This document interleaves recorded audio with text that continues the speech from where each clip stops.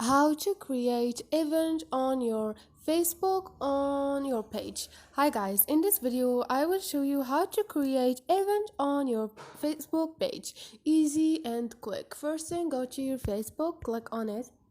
Click on those three lines up there and click on your page. It's gonna be beside your profile. If you didn't find it here, click on pages, and this is click on pages you manage, choose the page and click on those 3 points. Now click on create post and you're gonna find, scroll down, you're gonna find create event and click on it.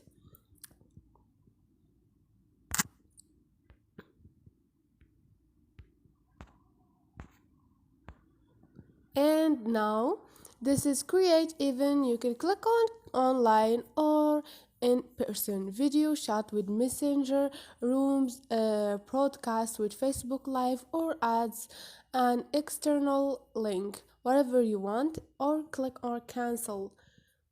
And this is it.